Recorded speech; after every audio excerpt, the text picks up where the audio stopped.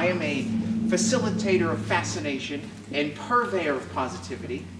And what does this mean? Well, it means I facilitate fascinating experiences to create positive experiences regardless of the circumstances. And one of the very important things is to understand, well, what do we mean by positivity? I was sort of meditating on some of the definitions that people have sometimes given for positivity. Things like, it's called, what is it, the RCG syndrome. Have you ever heard of this? Can you talk real loud? Oh yes, I can speak a little louder. So I'm almost deaf, so I okay. need help. And so the RCG syndrome, this is the rose-colored glasses syndrome, where we think, oh, those actually are kind of rose-colored, aren't they? Yep. So it's the idea that positivity being, you put on these glasses and you see everything through the lens, that everything is fine and dandy, even if it isn't fine and dandy. This is the idea that things just have to work out because they have to work out, so they will work out. Sometimes also it can come in the form of people saying, well, it's always worked this way, so I'm just going to keep doing it this way. These are all fallacies, right? Just because things have to be fine and dandy, that doesn't mean that they will be fine and dandy.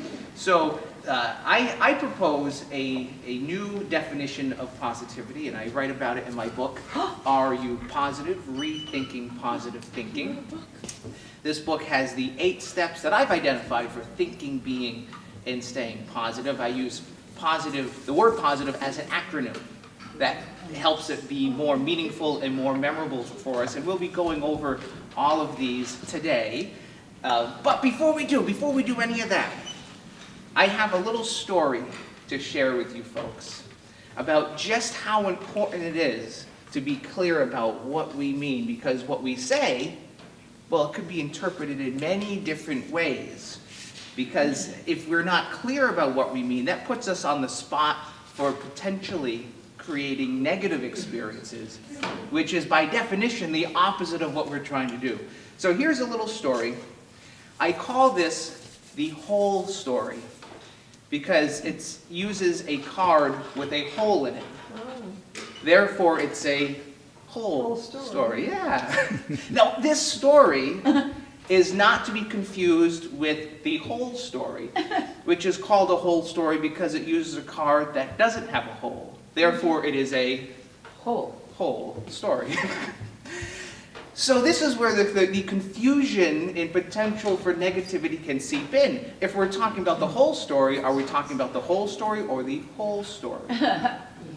I'll let you decide, and as the story goes on. But this is how this story and this little trick works, because you turn one whole card over, you place it behind the other kind of whole card, and look what happens. Bippity boppity boo. Spot card. Everyone go yay! Woo! Woo! Yay. Or woo. Woo's work too. Woo. I'm a poet. I didn't even know it. But the same thing happens over here. Everyone go yay! Or Yay. woo. Or woo works as well. Now this is a neat trick, but this isn't what I wanted to show you, because you see, the spot card is created by putting 2 whole cards together. It creates the illusion of a spot card. This is not created with 2 cards. This is a real honest to goodness. I mean, you can actually feel that. That is a real spot on there, right? That's just one card. That's not coming off. Isn't that neat? Yes? Spot on. It is spot on. I'm using that line from now on. Thank you. But then again, that's not the trick I want to show you. That's a neat trick. But that's not the trick. One whole card, put it together, spot card. One whole card, no spots. But we could see spots if we say the magic words. What are the magic words? Avocado. That's exactly right. You've seen the show before, Alex. We say abracadabra, and then we get a whole bunch of spots. What?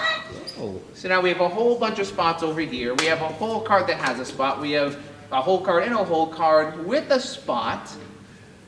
This is what I want to show you. This whole card is also a spot card. It's just that you can't see it because it's a red spot on a red card. If we magnify it and transfer it, oops. Oh. to the other hole card. Then we get a hole card that has a spot. We have a hole card that has a spot that we can't see. We have a whole bunch of spots, and that, ladies and gentlemen, is the whole story. Thank you very much. Whoa. That makes a little more sense now, hopefully. Whole with an H, not a WH, right? So when we're talking about positivity, which definition are we using? Are we using the definition of the RCG syndrome? I can't even spell it. Or are we talking about something more? This whole thing about saying one thing and being interpreted another way is the same thing that makes magic tricks work. Magicians capitalize on this all the time. But it's also the same thing that comedians also use. In fact, one of my favorite books, it's called Absurd Jokes. Any of you heard of this book? No, not many people have. I wrote it. It's called Absurd Jokes by Jonas Cain. It's destined to become a bestseller in Brattleboro, I think. It has such destined to be classics. Okay, this is my proudest. This is the joke I love the most. What's cold and makes people laugh? Well, I know one thing, Jonas. The cold weather. The cold weather, it can make us laugh if that's what we're into, right? But it's ice tickles. Oh, Hey, Jonas. ice tickles. Like icicles, but they're ice tickles. Yeah, hey, Jonas. Hey, Jonas. You know, in a couple of weeks, there's this big event taking place in Alaska, which I wish, I just heard on the news, the state of Alaska had a big earthquake, and I tried to say, Alaska on the earthquake fault line. Can you say that till after? Speaking of Alaska, I also, there's a number of stately jokes in here. Oh. I don't know if I can find it, but I think I remember it. It's, what did Tennessee? What did Tennessee? Idaho, Alaska. What Arkansas? What did Arkansas? Oh, Arkansas. He saw what Arkansas. He saw what Arkansas. Mississippi gave Missouri a New Jersey. These are all very stately jokes. By now. I won't tell any more jokes from here, but what we will do, and your name again, sir? Jack. Jack is going to help us out with this. I'm going to flip through the pages of the Absurd Joke Book. Wherever you say stop, that's going to become your page. Okay. And you're going to look at the first word of the page. All right, so if it was this page, it would be whenever, right? If it was this page, you would be looking at the word so, right? So the first word of your page. So I'll just flip through, just say stop anywhere you like. Stop. Are you happy with this page? Yes. You want to change your mind? It's good. You know what I like about you? Is you're happy. Oh, okay. All right, I'm going to put the bookmark in. You're going to look at the first word, but don't tell anyone what the word is just yet. In a moment, you'll tell us, but not yet. Just take a look and just sort of keep it to yourself. You see it? Yeah. If I ask you later, you'll be able to tell us? Yeah. You may hold on to the book. Inside my pocket. I'm getting goosebumps already because I know what's about to happen. Inside my pocket, I have a piece of paper. And on that piece of paper, I have a word written down. Is it possible that the word written down on this piece of paper is it possible that it's your word? Unlikely. 1 in a trillion. 1 in a trillion, because there's at least 1 trillion words. I don't know how many words there are. There's lots of words, right? I don't know how many words are in the book. I didn't count all the words, but it's possible. It's just not likely.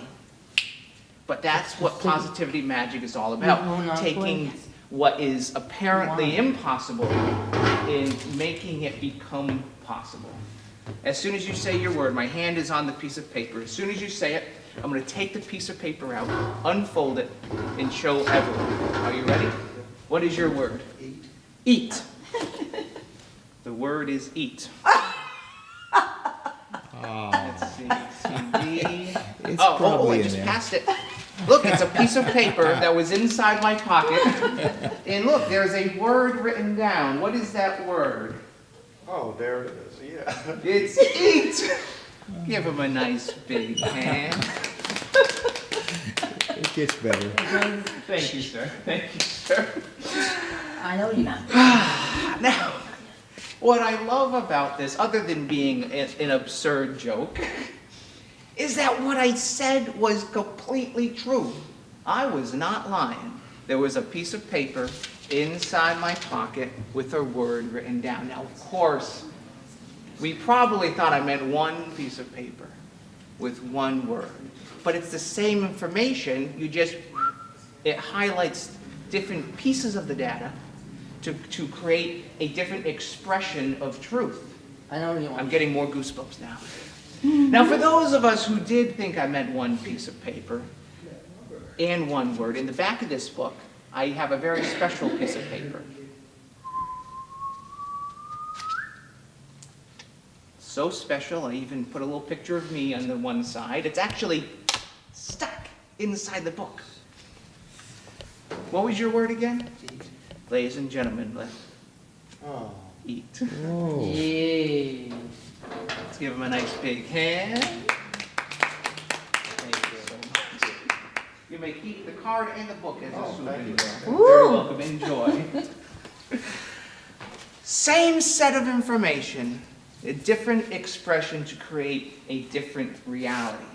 So understanding what we mean by positivity, do we mean put on rose-colored glasses, pretend everything is fine, or do we mean something more? Well, in the book, Are You Positive? Rethinking Positive Thinking, I outline an understanding of positivity that I've based off of perhaps, we use the word positive in many different ways.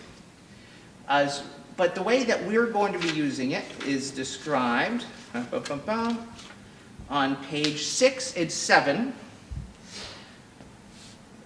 We're talking about to show. Okay, so it's showing optimism and confidence. That's what the dictionary says about the word positive. Showing optimism and confidence, with no possibility of doubt, clear and definite.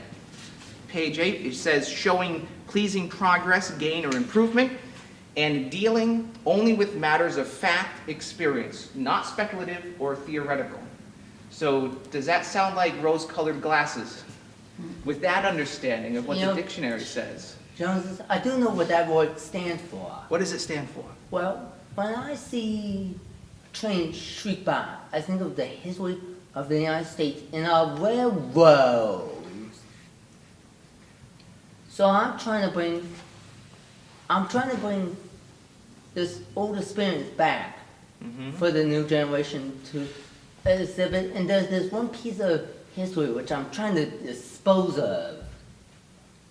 When they make movies, Jonas says, I see those people who usually shout, action, the directors, and I was thinking, since you're always around, you could eliminate the director, boom, make him disappear. So the movie we made with a train instead of a director shouting, screeching directions, because the train is part of the action, not stand still, it's moving. Well, that's a different kind of magic. No. than the magic. So you bring up a good point though, because the magic that I think that we oftentimes think of is like the word positive. There's so many different connotations. Are we talking about the magic that we talking about, like Gandalf and Merlin, where we can apparently do these miracles? Or are we talking about the kind of magic, well, that I've been doing here today with the spots and the holes and the absurd jokes, where we're taking the impossible and we're co-creating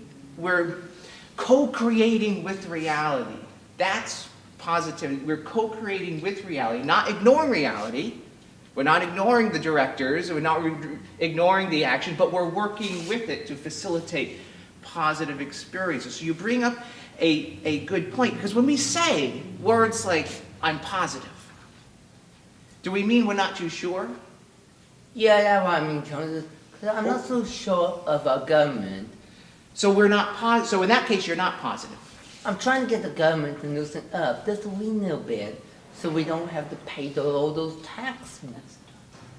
pay the tax bill. So This brings up another good point about sort of the co-creating with reality. I mean, this isn't a talk about religion, but one of my favorite examples of this comes from the Bible, and I'm going to paraphrase because I don't remember the exact verse. I'm not exactly a Bible scholar, but there's a story in there that ties into what we're talking about semantics and co-creating with reality. There's the story about the Pharisees trying to heckle Jesus, and they said, oh, well, what do you think about paying taxes to Caesar? Clearly trying to create this divisiveness that we see mirrored even in today's world. The left and the right, we have all this division. Same thing, repeating over and over again. And what I liked about the response that it says in the book, it says that, well, he took out a coin. He says, who is on this coin? It was an image, it was the head of Caesar. He said, well, give to Caesar what belongs to Caesar. It was such a amazing response because he was able to co-create with reality a positive experience as opposed to creating more division between two sides. That's what positivity, that's the type of positivity that we're talking about. So you bring up another good point, Alex, about even things like taxes can have a positive experience. Even think, it's the two promises that we talk about in life. There's only two promises. I like to think there's a third one, but one promise, of course, is taxes, and the other one is death. But the third, that I think we often overlook, is the last E in the Are You Positive process, which is to expect surprises along the way. Because we may plan all we want, that's the P. We may open our hearts and minds. We may stimulate our passions. We may be identifying our responsibilities. We may be taking consistent action. We may be investing in worthy guides. We may be volunteering our experiences, but along the way, that last E is what saves us in the end, because we could do all of this. But then when the surprises come our way, what are we going to do, right? I had an experience, I think I was 13, 14 years old, and I was asked to perform in my high school talent show. And I wanted to impress my fellow students, because when you're a teenager, that's all you're trying to do. You're trying to impress people. You're trying to look good. You're trying to be popular. So I wanted to impress people. That was my first mistake. I'll tell you about my second mistake. I decided to do something dangerous. Because what's more impressive than doing something dangerous? I mean, the internet is riddled with YouTube videos of people doing dangerous, stupid things just to get likes and followers and advertisers. People are literally dying because of this. And this story, I almost died. So let me tell you how it happened. I decided to do a version of acid roulette. So it's like Russian roulette, where you have a revolver and you have one bullet in the chamber, and it's a stupid game. No one should ever play this. But I was like, oh, I'm going to impress my fellow students. So I had 5 test tubes. Each one was filled with water, but the last one was filled with hydrochloric acid. The thing about hydrochloric acid, it's colorless, it's odorless, it looks and smells just like water, because water is also colorless and odorless. But the big difference is hydrochloric acid doesn't taste like water. So I was blindfolded. The test tubes were mixed up by a member of the audience, and I was guided behind the table, and I picked up 2 of the test tubes. And I kid you not, this is what I said. I said, don't try this at home. Like doing it in a high school talent show is any better. So I drank one of the test tubes. The very first one I drank had the acid. And everyone thought it was part of the show. They thought it was a joke. They didn't think I would actually use real acid. So everyone just cracked up laughing hysterically. And meanwhile, I'm running around, off stage. I rip the blindfold off. I'm running around, getting water, gurgling with water, swishing my mouth out. And I have this wireless lapel microphone on, so everyone can hear me saying, "No, I'm serious. Get help. Where's my mother?" Because of course my mother was in the audience, watching this whole thing. At this point, freaking out.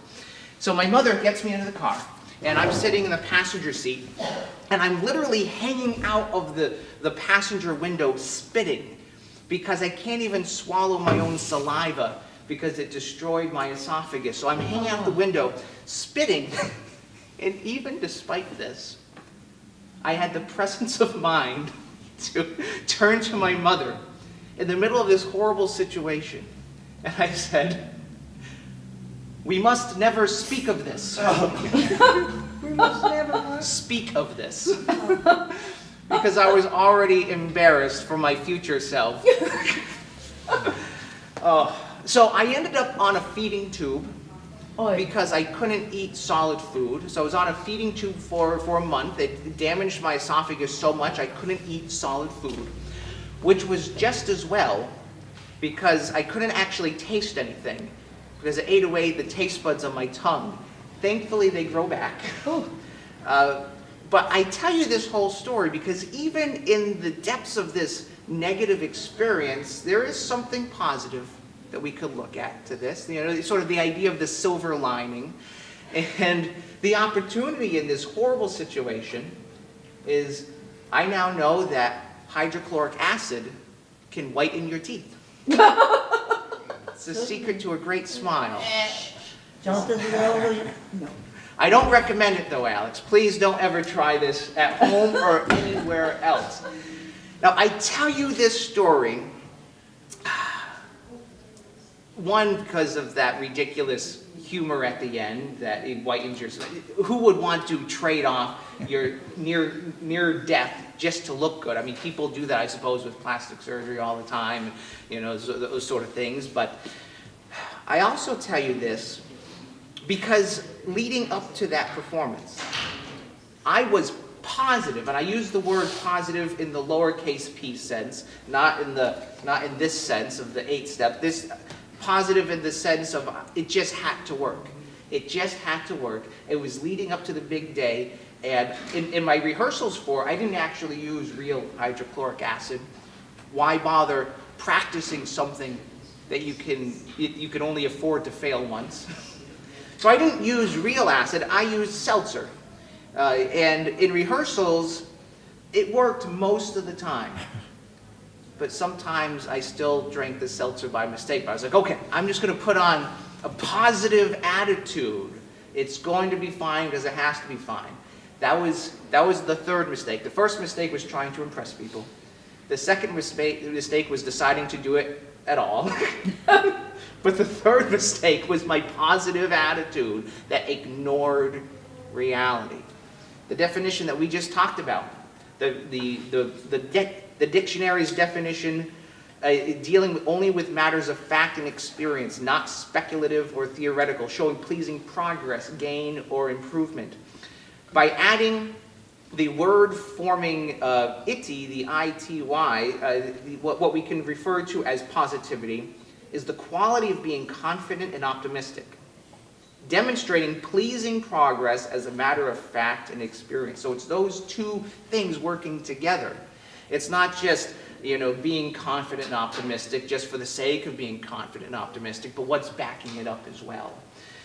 So that's what we mean when we talk about positivity and how we can use positivity to co-create positive experiences regardless of what's going on around us.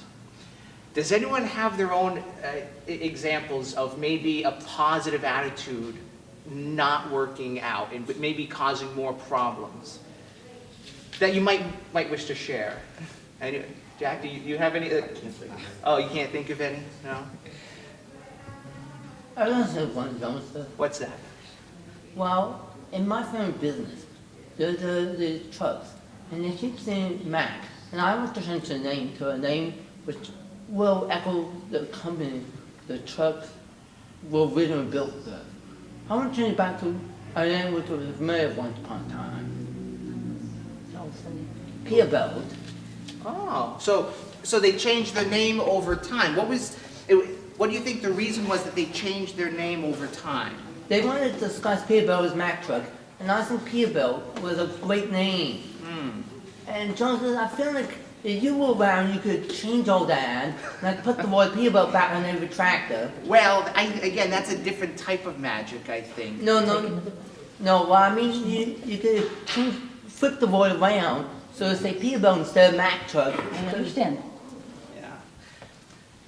Yeah. And well, No, I can see about perhaps working on that for another time, but for now, I don't think that's something that I could do because, again, we're talking about working with reality. Working with reality, like comedy, like storytelling, like magic tricks. It's all taking personal experiences, the real tangible things that are happening now that we have experience with and being able to work with it. Whether it's a magic trick to create these illusions, whether it's in real life to enact continual personal growth in our lives. How is this going to work? So, what positivity magic, harnessing the power of real positivity as opposed to the positive thinking rose-colored glasses. I've been doing a lot of research on this, and there is 0% of me that is a rational being. I know people might argue this, seeing as I'm a human, we have the power of rationality, but I'm a very emotional person, ruled by my emotions, which is why in college I had to study philosophy, just so I could learn how to think and formulate rational arguments. So I've been doing a lot of research, taking my personal experiences with positivity, both the negative aspects of the rose-colored glasses, and then the real aspects of like, okay, let's now gain real confidence, real solid ground optimism, and taking these personal experiences and translating them into tangible steps, like the 8 steps for thinking, being, and staying positive. In this research, I have been fascinated by this. And that's the key word, fascination. The ground floor of positivity and negativity are the same. The ground floor of happiness and unhappiness, it's the same.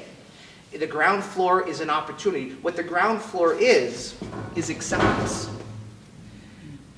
And the research that I'm finding, it's showing that 50%, according to several studies, it's showing that roughly 50% of our lives are completely out of our hands. It's our DNA, it's our biology, it's our heredity. This is stuff that we can't control. We can't go back in time and have different parents give birth to us, right? We can't control that. Now, a lot of people see, oh, I can't control half my life, they get frustrated. And when we get frustrated, we move from acceptance as the ground floor, we get frustrated because we can't control it, so we get frustrated by this.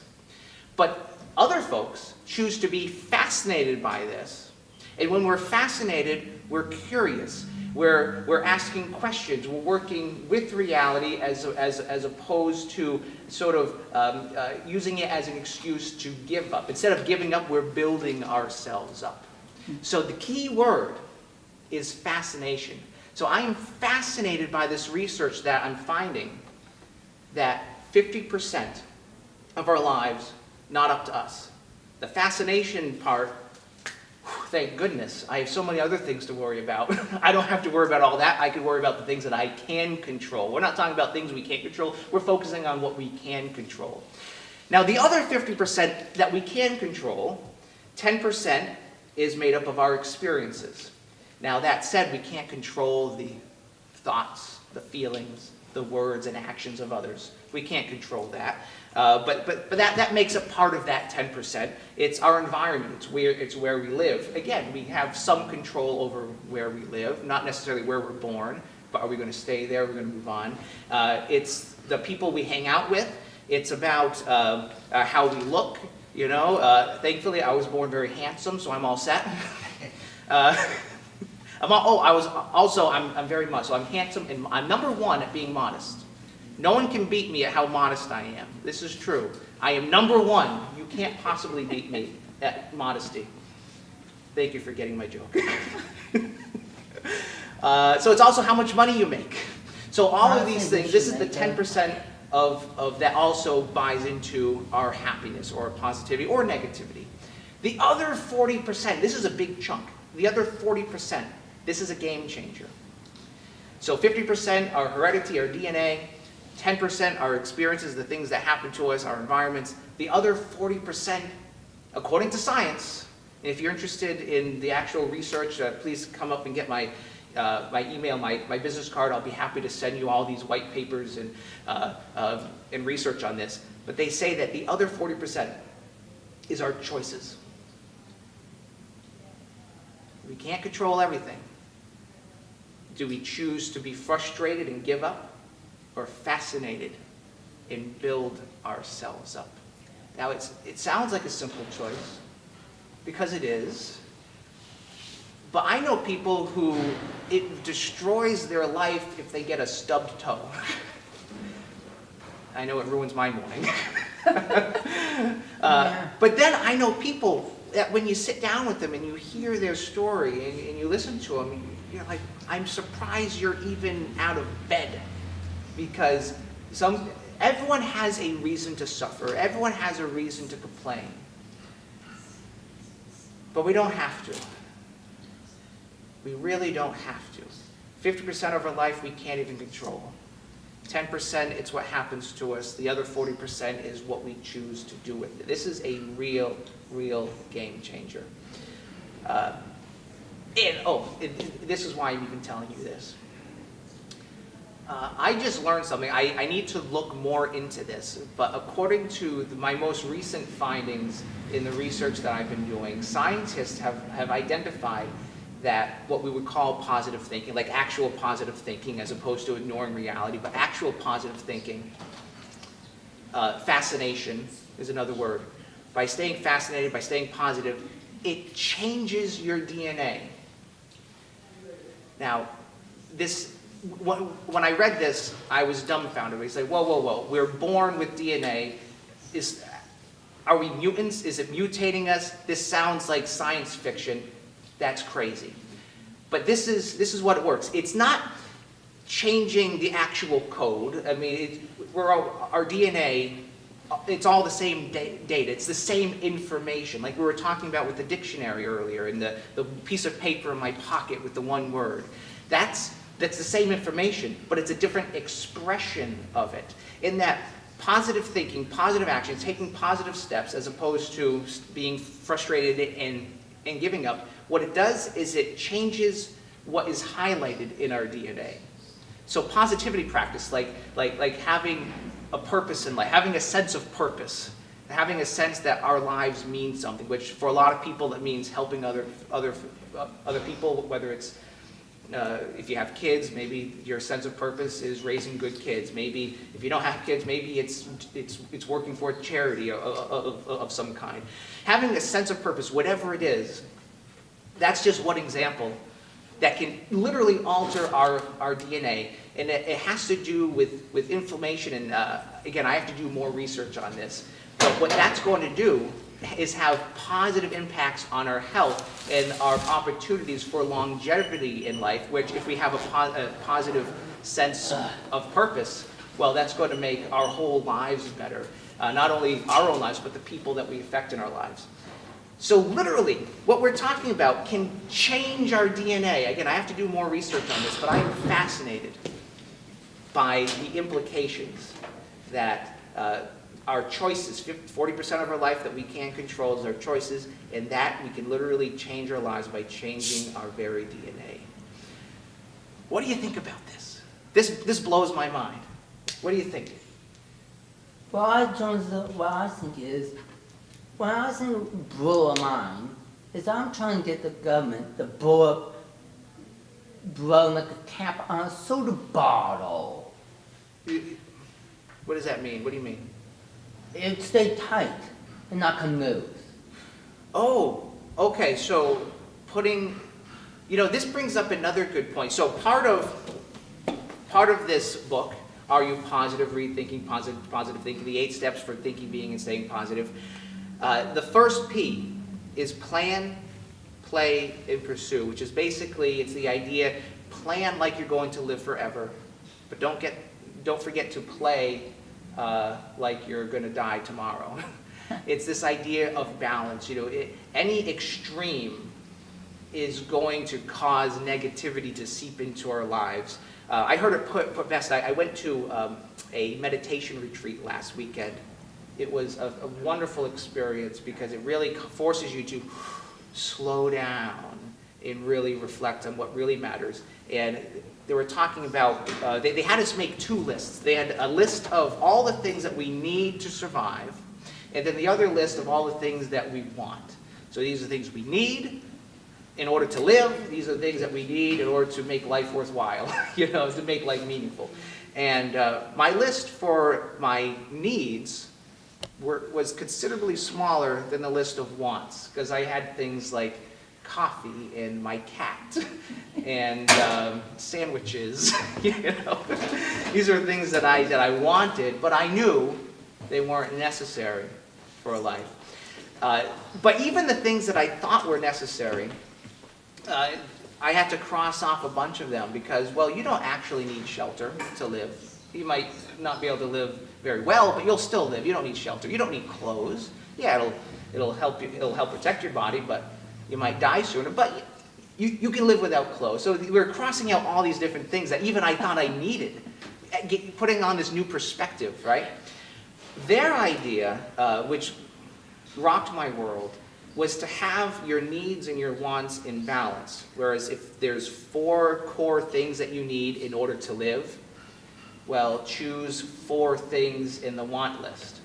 Now that doesn't mean we're going to ignore everything else, but it means making those 4 wants outweigh other wants.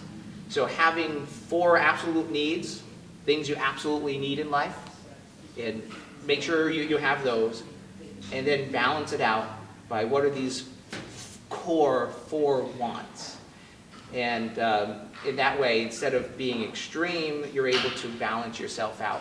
What I liked about this idea, again, I just learned about that practice, that strategy, is that we want so many things in life. But by focusing on just 4, it gives us a lot of clarity. Because there's only so many hours in the day. Yeah? I just wanted to respond to a question, if I don't mind me going back a little bit. Okay. So you talked about, changing our DNA, which I totally believe in.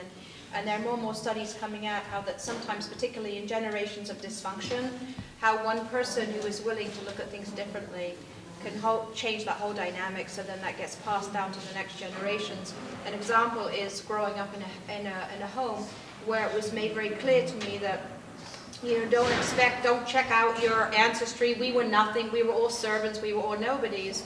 And learning that coming from these just generations of people that didn't think they had choices, that would, this is just the way it is. They weren't able to dream. They weren't able to, come up with, it was just all reality for them. There was no chance for magic. And how, they've shown that particularly in addiction, one person that is willing to challenge that and change that, we underestimate how that can change generations to come. It just takes one person to start making different decisions. And I truly believe it. I see it all the time with people that have completely changed, have come from backgrounds, generations of dysfunction, and have decided, and then you see what happens to their children, and it's happening in, personally, I'm seeing what's happening with my children. The issues that it's changing. Anyway, I just think that's really fascinating. That's absolutely beautiful, and it's absolutely right. There's tons of research about that, about how the people that you surround yourself with, which for especially young people, they're raised in a family. That's who they're closest to for the first several years of their lives. That's where they learn lifelong practices that even if their lives significantly change, they're still going to hold those core beliefs, those core perceptions. And but it is just one change in perception can influence an entire group, whether it's a family, whether it's at home, but also in the workplace. Negativity. It just takes one rotten egg at a workplace to destroy the whole. I just want to culture. add one piece to that, because you reminded me. It's just the idea of going from victim mode, you know, rather than this is as much as I'm going to get out of life, and blah, blah, blah, to like, well, maybe, but maybe not. Maybe if I turn it on its side and like, oh, actually, like you said before, what came out of you having that acid? And I'm sure we've all got those stories of things that we did. You know, I fell off a ladder, you know, broke a bone in my back a couple of months ago, and right away, even if I'm there on the back and the ambulance is coming, I'm like, I can't wait to find out what the silver lining is, you know? You just like, that was with me from the start, you know? That is a special skill to have, and it is a skill. It's one of those things that if you're not naturally a fascinated, but that's the term I would use is fascinated. If you're not naturally fascinated, you can become fascinated by setting up these little reminders for ourselves. Like I keep things. One of the things that I keep in my wallet is oh, actually, is it my wallet? Oh, here it is. I was using it earlier. Is a coin. You know, there's a symbolic meaning behind this coin. That every time I open up my wallet, it's a reminder that the worst things that can happen to us could be the best things for us. Yeah. As long as we stay Yeah. fascinated. Hey, Jonas, I know those things can happen. I am trying to force the United States government to, you know that standstill train that vanished 20 years ago? The Barton Zephyr. I was thinking, since you're such a man of creativity, you could make sure that train didn't vanish. It vanished? Where'd it go? Japan. Oh, it vanished to Japan. They sold the equipment overseas, and I was angry because I was thinking about, instead of having it in Japan, I was thinking about having it right back here in Vermont. You know what you could have done to make sure the train didn't go to Japan? What's that? Put some of your magic and eliminated it from Japan, bang, back here to the Vermont Railway, and used it for the tail end of Amtrak instead of the Japanese, because then we could have been happy, not upset. You bring up a very good point, Alex, because one of my favorite lines, I love to watch movies. To me, watching a good movie, it's like reading a good book. It's like, I get a lot of benefits from watching a movie that I get out of going to church sometimes, if it's a particularly good homily especially. But one of my favorite quotes comes from The Godfather, which I only saw for the first time maybe a year ago, which I don't know how I went 34 years, 35 years without watching it. But my favorite line, it was only business. Business is business. It's not personal. Is it really just business? Business is made up of people. As I said earlier, I am a very emotional person. There's very little of me that's actually irrational. Like, I have to actually work at being constructive, rational thoughts. And doing research is not, doesn't come natural to me. I like, oh, if I feel it, well, that's true. Well, like, no, well, let's see what other people say about this too. But the idea that, in a lot of the research that I found is that even people who think that they're not emotional, who think they're ruled by numbers, they're numbers people that, so I've been taking, I've studied this process. It's called the DISC personality assessment. DISC, it's an acronym. So there's, in this model, there's 4 different personality types. There's those who are dominant, those who are very results driven. They don't care about the big picture. They just want to see the bottom line. There's the I, which is the inspiring, the influential. These are more outgoing people. They're like game show hosts. They're like the TV personalities. They're like very outgoing people. They want to be involved. There's the S. These are the people who are stable. They're steady. They're very people oriented. And then the C's. These are the numbers people. These are the scientists, the researchers, the accountants. These are every I is dotted, every T is crossed. Sometimes when I'm writing, I don't even dot because the details don't matter to me. It's the big picture, right? The reason I'm telling you this is that even people who are very C-oriented, very correct, very sort of like the detail-oriented, and those who are dominant and very adamant about just the bottom line, even those folks who don't think they're ruled by their emotions, according to science, they actually are. So business is business. They sold the train to Japan apparently, because it was business is business, but really everything is, we're all ruled ultimately by fears. There's a book that I'm reading right now. It's called The Biology of Happiness. This is a fascinating book because it's taking happiness from an evolutionary perspective about happiness in us was evolved to keep our human race alive, to stay alive and to procreate. That's pretty much to eat food and procreate. That's what happiness was designed for, according to this research. And that we're all ruled by fears. We're ruled by fears of either losing our lives or losing opportunities to stay alive. And so we run away from dangers and we go towards stability. We go towards things that can generate positive feelings. So we are ruled by fears. In the DISC model, each of the 4 major personality types are ruled by dominant fears. Those who are very direct and dominant, their dominant fear is the fear of being taken advantage of. So you'll see this a lot in groups where one person will keep people from doing things even though everyone else wants to do it, but it's because someone fears being taken advantage of and they project their own fears onto others. The eyes, they fear rejection.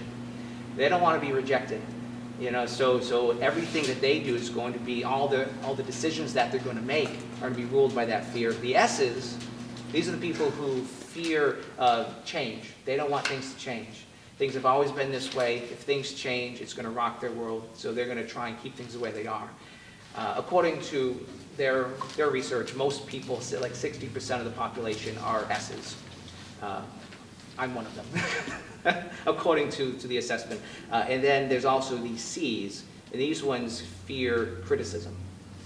So, they're numbers people, like they did all the research, everything. And now you're going to criticize my work. So those people fear criticism. Of course, there's crossovers too, where you might be a mixture of 2 or 3 of them. But those are, according to this research, we are ruled by these emotions. Everyone, even business is business, even people selling trains to China, even if it was just numbers, well, there was a reason that they sold it. Maybe the executives wanted a big bonus that year. Yeah, but I feel like Jonas, they wish Japan should not taking the train. We could have taken the train back because Amtrak was born. So ultimately, no matter what decisions that we're doing, 40% of our lives, remember the 50%, it's our DNA, 10% our experiences, 40% our choices. And if we understand that our choices are ruled by our fears, by our emotions, what can we do to override our emotions, that despite our fears, that we can choose positive experiences that build us up rather than tear us down? What do you think about that? Well, Judith, you gotta go. Where are you going? Nice to see you. Thanks for coming. Good to see you again. Take care. Nice to see you, Alex. there's an art fair. There's an art fair. Oh, there's an art fair. Yeah, I heard about the art fair. That's what I'm here for. What time is it? I think I have to go. 12:51. Yeah, I have to go. You have to go as well. Well, it was great And to me see. too. Oh, that's okay. Well, and then it's like in Willy Wonka and the Chocolate. And then there was 2, This is what Alex made, and he's showing it off tonight. Oh, this is wonderful. Isn't this beautiful? Yeah, it's a station. That's great. Yes, That's Wow, I'd wonderful. like to take a train from there. That's great. Oh, how interesting. And the Eiffel Tower. Yeah. So we have to leave them here and we have to scoot. Thank you so much. But you got one of Nice the to dimes see stuck you to your again. finger. Yes, and I didn't get your name. Bring that with Lindsay, Bring nice that to with me. meet you. Judith told me that at the last minute, so I was thought, well, maybe I could go for some of it. Thank you for sharing too. Yeah, no, thank you. I was just looking up the disc thing, and then I would have forgot it, and I was like, oh yeah, I never did. It's kind of always fun to do that. Yeah. Which one are you? Oh, it's. You're the, yeah, oh yeah, most of us are. I'm S, also S and I, SI. Yeah, I could go into the I too. That's why Cutting this part out. There you go, exactly, yeah, no, good, thank you for your. You're welcome. So, There's something on the floor. for those, so my next Yeah, you did. My next presentation is not scheduled yet, but I'm going to be speaking with the powers that be with regard to schedule my next several sessions.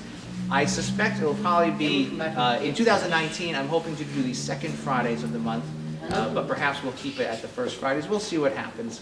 I hope you've enjoyed today's session. Most of all, I hope that we stay positive. Remember, positivity is not rose-colored glasses. Plan, play, and pursue. Keep an open mind. Stimulate your passions. Identify your responsibilities. Take consistent action. Invest in worldly guides. Volunteer your gifts. And most of all, expect surprises along the way. That's the third promise of life. Taxes, death, and surprise. Until next time, my name is Jonas Cain. Stay positive. Yay. Nice to meet you, Maris. Thank you, nice meeting you. I hope you can come back again. Thank you. We'll do. Good to see you. We'll do take 2 of this. It's different every time. I mean, I sometimes share some of the same magic and some of the same stories. Sometimes I come with new ones. Actually, I did have one magic trick I wanted to do. I suppose I can still do it for the camera. We can do it. Actually, it was a point that Lindsay had brought up. I was hoping that I had time to squeeze it in, but I can squeeze it in right now. This is I had been looking for a particular kind of magic trick that will drive home a very important point. And it's this one here. Because every magician needs a rabbit trick.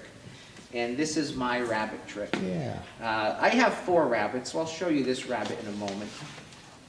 It's the idea that just one person can affect an entire group.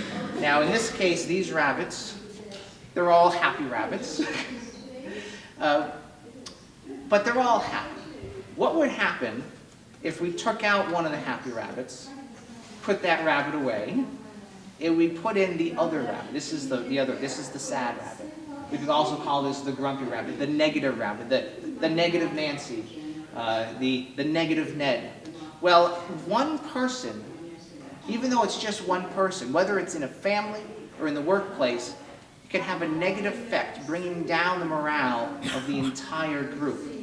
So now they're all sad rabbits, which is sad. Because we all have a reason to suffer, but we don't have to. As Lindsay was saying, we have the choice to